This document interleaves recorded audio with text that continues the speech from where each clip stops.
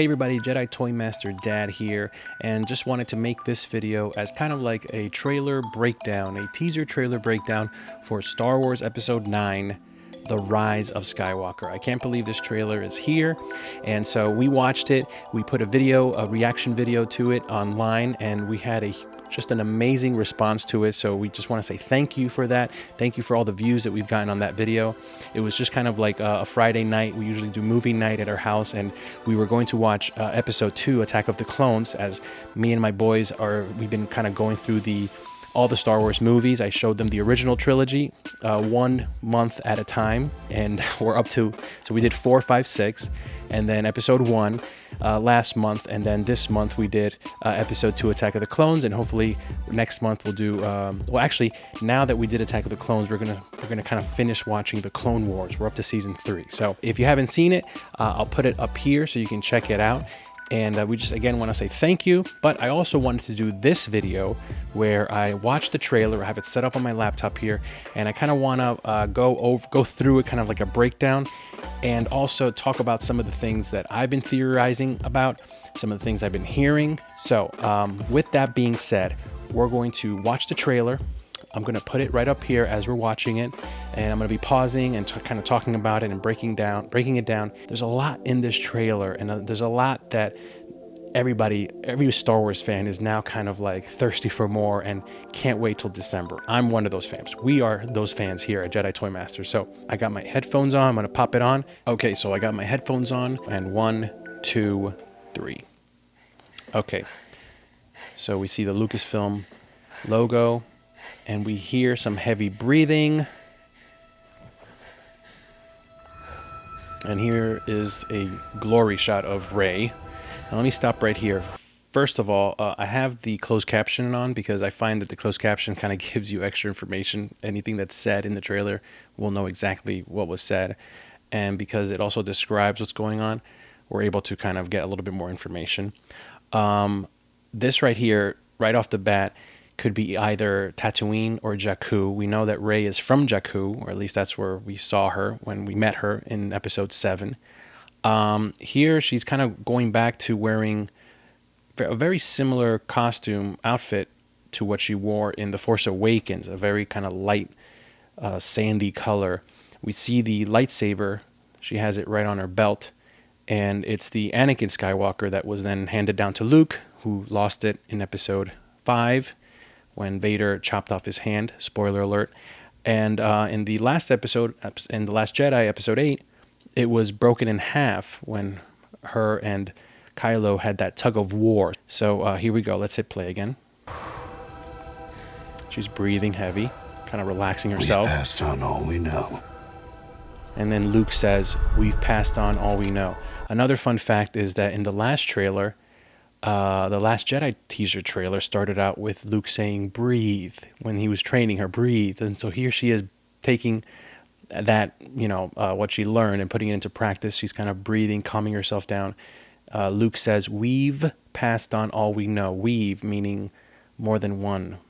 So this can mean a lot of things. It can mean, is Luke Luke's obviously going to be a Force ghost in this. I mean, there's no other way. He's not coming back. He's going to be coming back as a Force ghost, just like Obi-Wan did, and Yoda. But he says, "We've passed on all we know," meaning Luke, with the little teaching that he's done. Some time has passed since episode 8, from what we understand. So maybe she's been communicating with Luke during this time, and he's been teaching her.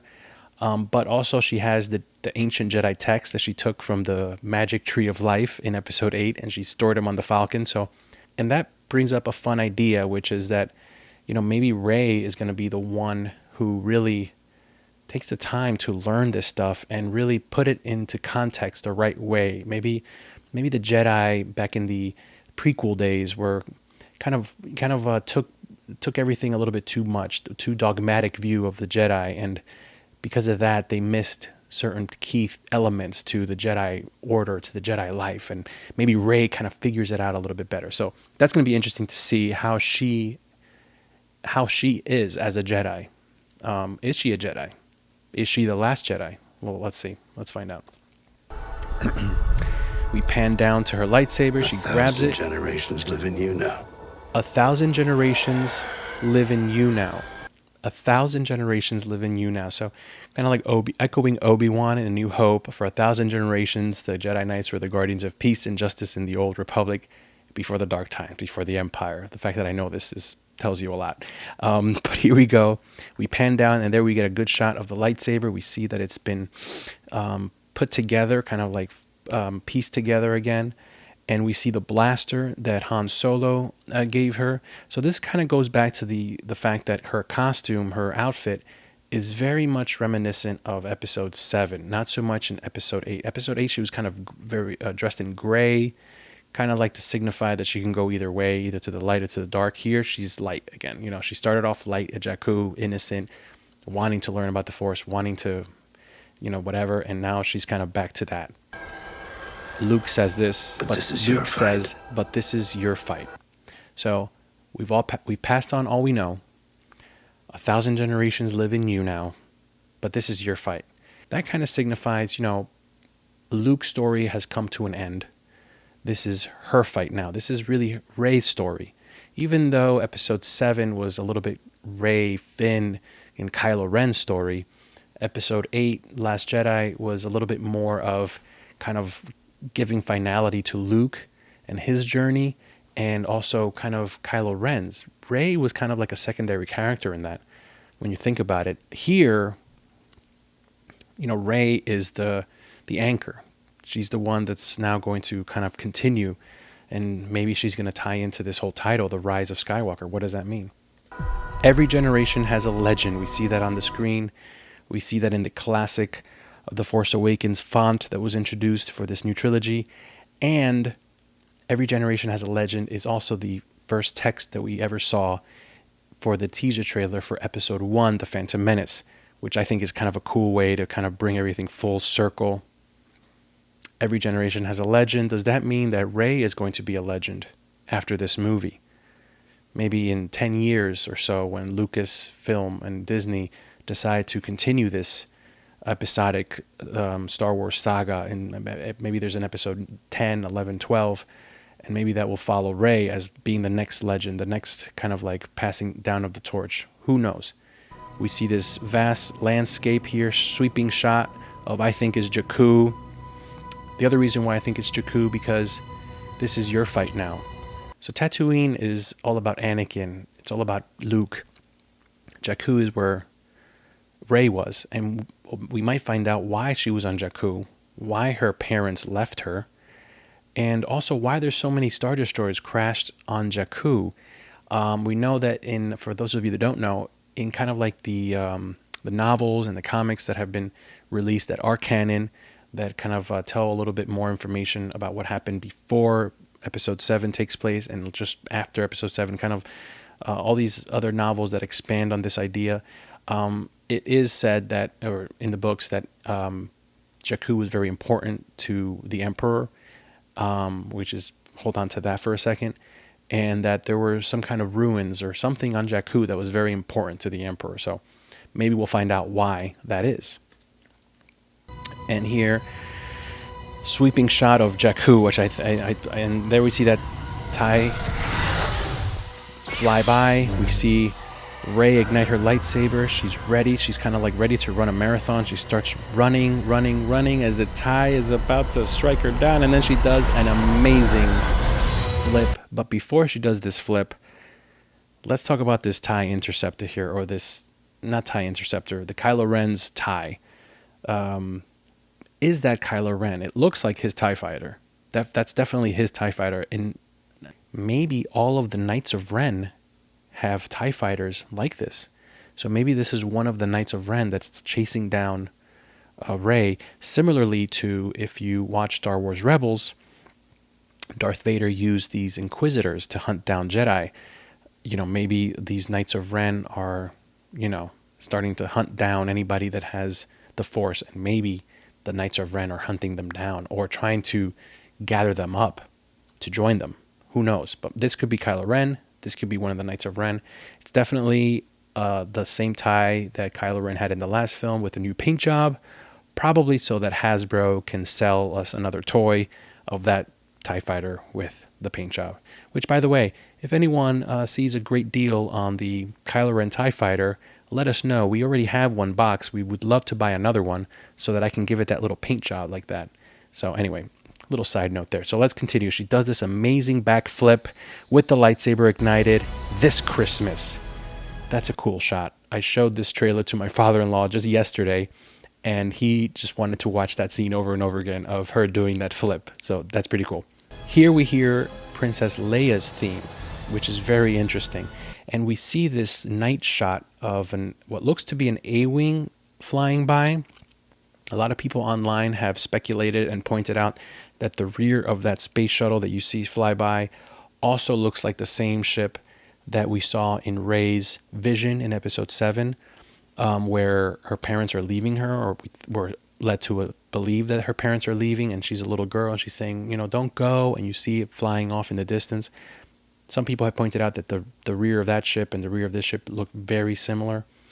I'm not sure what that would mean, but anyway, this planet right here, it looks like there's either a rebel base or some kind of city here, but this the way the mountains are and the way it's like a night shot, it really reminds me a lot. If you guys remember Rogue One, where the science lab was, where Jyn Erso's father was, and that it was raining, it was dark, and it was kind of mountainous, and it looks very similar to this. Could it be the same place? I don't know. Here we see Kylo Ren striking somebody down with his lightsaber, and we see stormtroopers firing in the background. Who is he fighting? Is that one of the Knights of Ren? Maybe he's turned on them? We don't know, but it's kind of cool to see him in action with his lightsaber ignited and without his helmet, because immediately the next shot we see is somebody putting together his helmet, and we see whoever that someone is has kind of like furry hands, and it's very dark, and you see now like the mask has been fused back together, and it has all these red lines, cracks in it, which I think is pretty cool. So it's interesting that he's getting his helmet back when it was he destroyed it himself in The Last Jedi. Why? So I should pause here and kind of give my 2 cents about this whole thing with J.J. Abrams coming back to direct this movie and Rian Johnson making a Star Wars movie, that middle chapter, episode 8, being very divisive. I enjoyed The Last Jedi when I first saw it. However, the more I watch it and the more I think about it, the more I kind of wish it was a little different. When I first saw it, I thought it was pretty good, and I kind of thought to myself, and I said to my friends, it may not be the Star Wars movie we wanted, but I think it's the Star Wars movie we need. Well, I said that because, there's just so many Star Wars fans of all ages, and people that grew up with the original trilogy. There's people that grew up with the prequel trilogy. There's people that grew up watching the cartoons, Clone Wars, before they even saw the film. So there's all these different levels of Star Wars fans now, and for those of us that grew up on the original trilogy, we really shouldn't put down anyone else because their Star Wars looks a little different than ours. So I think that's what The Last Jedi kind of did, was kind of take away all those presumptions, kind of say, hey, it's time to move forward. It's a new era in Star Wars, and I get it. I think that's what Rian Johnson in part was trying to do, but at the same time, it was just a little upsetting the way he dealt with Luke, and the movie, maybe he didn't do it on purpose, but the movie and the way the story unfolded, it kind of undid a lot of the stuff that was set up in The Force Awakens. But this trailer, right off the bat, it seems to be undoing a lot of the stuff that Rian Johnson did in The Last Jedi, like the helmet being destroyed, like the lightsaber being broken in half. Both these things are put back together right here. So here we see a shot of Poe and Finn looking really cool. Finn looks like he's holding Rey's old staff that also kind of looks like Darth Maul's lightsaber. I don't know why I've never heard anyone point it out, but it really looks like Darth Maul's lightsaber, even though it's a staff. But they kind of look cool. Again, you see these mountains, these rocks. This has to be Jakku. We see BB-8 with Dio, that little robot sidekick that he's going to have, which is cute, but I really miss R2. I don't see R2 in this trailer. We see C-3PO, but no R2-D2. Like, what's up? Like, in A Force Awakens, he was like in a coma, sleeping the whole movie. Then in The Last Jedi, he was sleeping on the Falcon, woke up to tell Luke he should get involved, and showed him the old message of Princess Leia from A New Hope. And then that's it. We didn't see him again until the end. So it's like, what's up? Why isn't R2-D2 getting any love in this trilogy? Like, he was such an integral part of the prequel trilogy and the original trilogy. And with that said, let me just say this. The entire Star Wars saga from the beginning was kind of stories being told and we were watching through the eyes of C-3PO and R2-D2. They're kind of like the characters that are like walking us through this wacky adventure, this amazing story. And it just seems like we don't have that here in this sequel trilogy. And I think you need C-3PO and R2-D2 to be part of the story. They kind of replaced R2-D2 and C-3PO with BB-8, which is great. BB-8's an amazing, cute little character that, you know, is just as funny and human as R2-D2.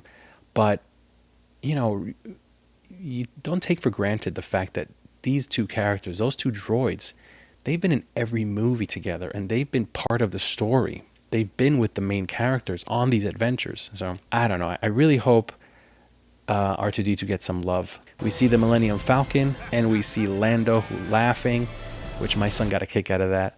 And here we see Lando behind the wheel of the Falcon with his cape on, with a yellow shirt that looks like the same yellow shirt he wore from Solo, which I think is kind of odd, that kind of an odd choice to have him wearing that shirt. I really hope they explain why he wasn't at the Battle of Crate in episode 8 and why he didn't come to help when they sent out a message to everybody. And like, what has he been doing this whole time? Wasn't he a general in the rebellion? Like, what's up? Millennium Falcon, the saga comes to an end. Oh, just seeing that text makes me sad. I don't want it to come to an end. Here we see a chase on there's like a skiff, and here we see some bunch of moisture evaporators. That's what they look like, kind of lined up. This actually almost looks a little bit like the pod race in Phantom Menace, kind of like how you see these markers on the ground, and you know, you see these mountains. Like Tatooine does have mountains, I'll admit that, but I still think this is Jakku. And here we see some stormtroopers on a speeder and a couple of them flying through the smoke on like jetpacks, which I think is kind of cool, very Mandalorian in nature.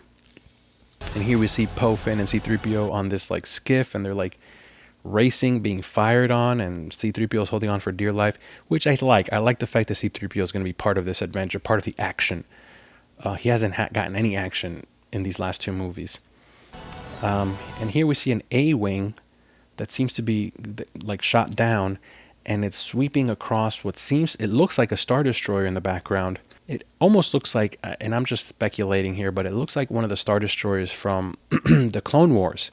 And right there, before we even have a chance to kind of really get a good look at it, we see a close-up of what looks like to be Princess Leia's hands holding the medal that she gave Luke and Han. I think that's really cool that that's the medal. Like, they recreated the medal for this movie, and you see her holding it.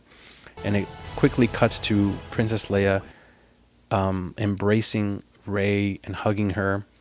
And it looks very similar to a shot in The Force Awakens when Rey and Leia embrace towards the end of the movie, just with a different background. Then we see a close-up of Rey and Leia's back as she's hugging her. This might be a stand-in, maybe a body double that they used. And then we hear Luke's voice, "We'll always be with you." We'll. What does that mean, we'll? See, he said, "We've passed on all we know," and here he says, "We'll always be with you." Does he mean, does Leia die in this movie and maybe become one with the Force and joins Luke? Is he talking about Anakin and Obi-Wan and Yoda? We'll always be with you? I know he's not talking about Han. Han is done. He's not a Force ghost. So, and then we see this beautiful shot at the end of the entire group minus R2-D2. We see Chewbacca, BB-8, Dio, C-3PO, Poe, Finn, and Rey, and like some grass field atop a mountain range. And then there's like a cliff, and we see this vast ocean with all these waves. And there it is, crashed in the distance. It's undeniable. This is a piece of the Death Star. My money is that it's on the Death Star 2. Who knows? It could be the first Death Star. That means this can't be Yavin 4, where the first Death Star were destroyed. If it's the second Death Star, that's a big chunk. That had to have crashed immediately after it was destroyed. You know, a lot of people have said, well, maybe it's a piece of the Death Star that was floating through space and then it crashed on a distant planet or whatever. I doubt that. I think this might be Endor, and this crashed on there. And then we hear Luke's voice once again. No one's ever really gone. No one's ever really gone, which is actually a line from The Last Jedi. No one's ever really gone. And we cut to black. And then we hear we hear an evil laugh. My closed caption says evil laugh, Emperor. So there you go, boys and girls. It's the Emperor. The Emperor is back. Star Wars, The Rise of Skywalker. Unbelievable. Unbelievable. December can't come soon enough. I can't wait. And the fact that I'll be able to watch this one with my boys in the theater makes me even more excited. I think it's interesting that the Emperor is coming back. I definitely don't believe the hype or the stories that have been told that it was always their intention to have the Emperor come back. I don't really believe that, honestly. It's unfortunate that this sequel trilogy, the way it's been put together, it wasn't like a plan. Like, they didn't plan out these 3 movies. And now this one is kind of like JJ coming in to kind of take these 2 pieces of a puzzle that look like that they should go together but don't, and now he has to bring on the 3rd piece so that when you put them together it'll look like a complete story. But anyway, I digress. I'm excited about this last movie in the Skywalker saga, The Rise of Skywalker. What does that mean? I'd love to get a conversation going in the comments below. What do you think the Rise of Skywalker means? Maybe the Emperor manipulated the midichlorians to create life and he created Anakin, so in turn he created Skywalker. George Lucas at one point said that Skywalker is kind of like Smith. It's like one of these last names. It's like maybe John Doe. And remember, Anakin didn't have a dad, so maybe Shmi Skywalker, she just picked that last name, out of the thin air. I mean, why is Palpatine back? Maybe Plagueis was his master and he killed Plagueis and he learned how to live forever, kind of how to bring people back to life. Maybe it's not about bringing people back. Sith don't become Force ghosts. They die. And maybe Sith are obsessed with living forever, so maybe they've learned a way to kind of like transmit themselves into somebody else. So maybe Plagueis kind of did that with Sidious or the Emperor, and maybe the Emperor wanted to do that with someone else. First Darth Maul, but he failed. Maybe Dooku, but he was kind of too old. Then he found Anakin, and he wanted Anakin to eventually try to overrule him, and he would then transfer himself into Anakin and continue living in him. But then Anakin became Darth Vader, a frail half man, half robot. So then they found Luke and they wanted to use Luke. And in Return of the Jedi, he wanted Luke to turn to the dark side, maybe to join him, take his father's place by my side. So maybe it's been the Emperor's plan from the beginning to do this. So a lot of questions that we have moving into this movie. Will we find out who Rey is? Are her parents nobodies? Where did she come from? Maybe the Emperor has something to do with who Rey is. Maybe she was created by the Force, similarly to Anakin. These are all questions that I'm dying to get the answers to. So if you have theories of your own about the Emperor, about the title, about Rey, please put them in the comments below. And I hope you enjoyed this video. Again, if you didn't see our reaction video, I'll link it over there. If you didn't see our comparison video of all 3 teaser trailers for episodes 7, 8, and 9, I'll also link it below, and you can check that out. But please hit subscribe. Please like this video. Again, thank you so much for the awesome response to our reaction video. And as more news comes out, we'll make more videos. We also do some toy review videos. We also do some playtime videos because my boys love Star Wars and I love capturing it for you guys to check it out. And we're going to be doing some unboxings coming up as well. So again, thanks for joining us, and may the Force be with you.